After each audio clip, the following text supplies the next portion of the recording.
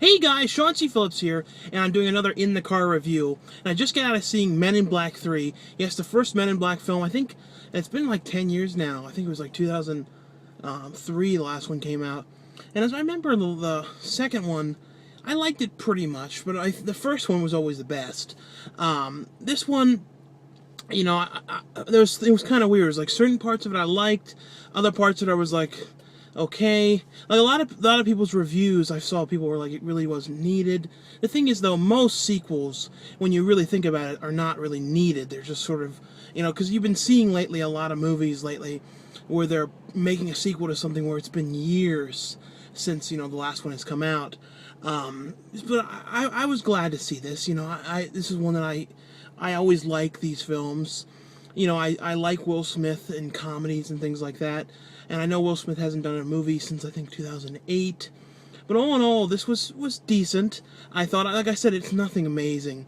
The idea pretty much is Tommy Lee Jones's character is a person that he killed, or he shot the arm off of this creature, and the creature, who's the bad guy in the movie, was played by the actor who was in Gentleman Broncos as the guy who stole the story. I really like that actor, and I think, in my opinion, in this movie, him and the person who could see into the future were the two best characters, which I would say are the most interesting characters, especially the one who could see into the future. I like that character.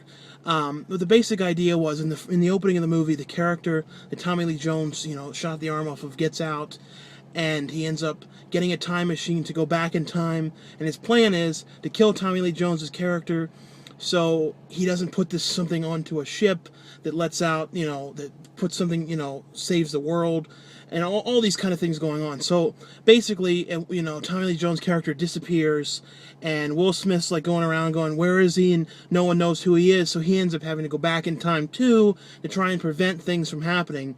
And that's basically the idea. So Tommy Lee Jones really isn't in it, except for the first 10 minutes, and then I won't say if you do or do not see him at the end, but you have an idea how things like this go.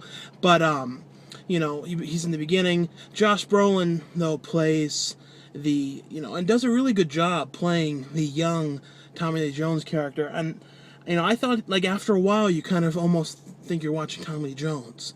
He really did do a good job, and people know him best from The Goonies and No Country for Old Men and a lot of things like that. Always The Goonies stands out, and I know he's been in lots of more things since then, but that's always kind of the one that I always remember. But all in all, though, I thought this was a fun movie.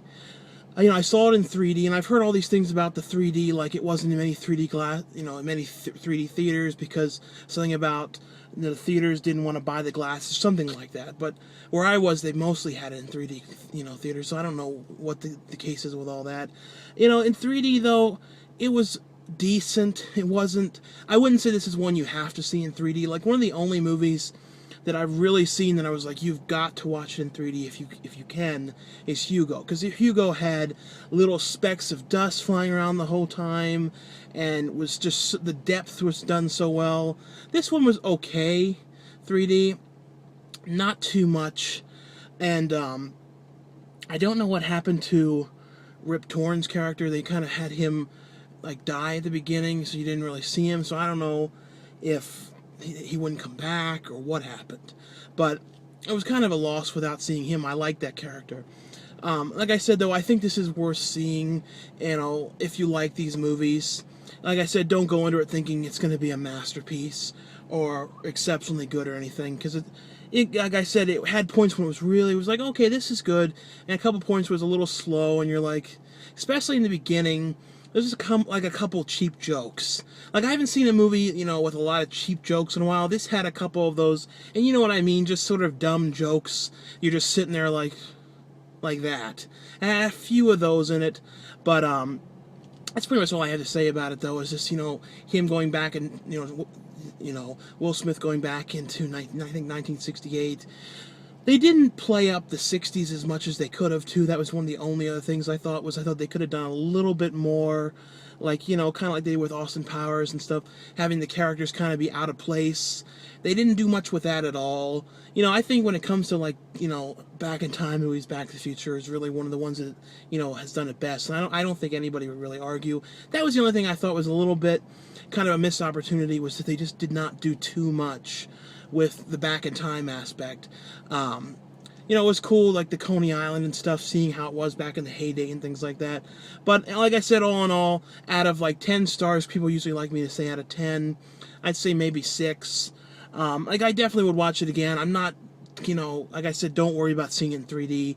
Not a huge, I wouldn't say it's one you've got to see. Anyway, though, thanks a lot for watching, for subscribing, and I'll see you guys later. Bye.